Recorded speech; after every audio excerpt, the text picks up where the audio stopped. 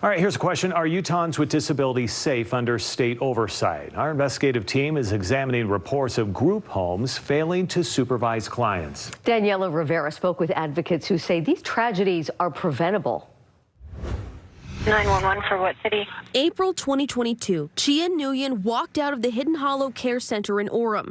He was hit and killed by an employee's car. Can you hear him talking or saying or doing anything? The Disability Law Center says he was one of 32 individuals being supervised by a single employee after attempting suicide a day earlier and going 1 to 2 weeks without his psychiatric meds. In 2023, police body camera video captures another untimely death, this time a 16-year-old boy with autism. It was an elopement risk, and they knew that, and so they were supposed to have alarms in the door, so if he went out, they would know. They did not. Attorney Nate Krippis says Malachi Portwood ran away from Future Rising in Salt Lake County, stole a truck, crashed, and got arrested. He did the same thing a week later, but this time, police shot and killed him. In the weeks before, Krippis says an employee raised concerns 3 times to bosses at Utah's People with Disabilities Division. But he says the agency failed to act before Malachi died.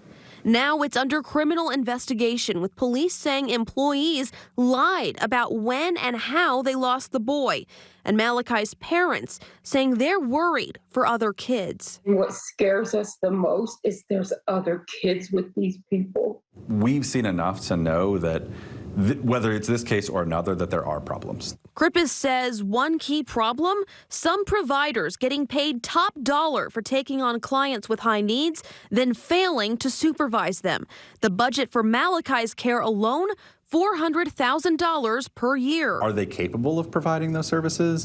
What we've seen in at least a few instances is no. In a statement to KSL, the Department of Health and Human Services said they wouldn't talk about specific cases, but they said they do hold providers accountable when they don't meet health and safety standards, giving out warnings and in rare cases even taking away licenses. The facility where Nguyen died lost its license 2 months later, after it was criticized in a Disability Law Center report. The company caring for Malachi was fined $500 for the events surrounding his death before the state ended its contract last year. We thought she was in good hands. Another death in 2022 was the focus of a KSL investigation. Melissa Ehlers said her daughter Ariana died in a group home she was never supposed to be in, one she says didn't monitor her daughter closely enough when she had seizures at night.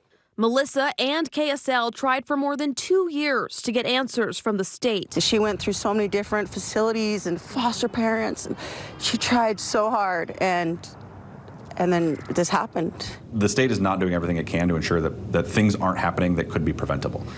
The state no longer contracts with the facility where Ariana died, but says that was, quote, unrelated to this incident. Mike Andini,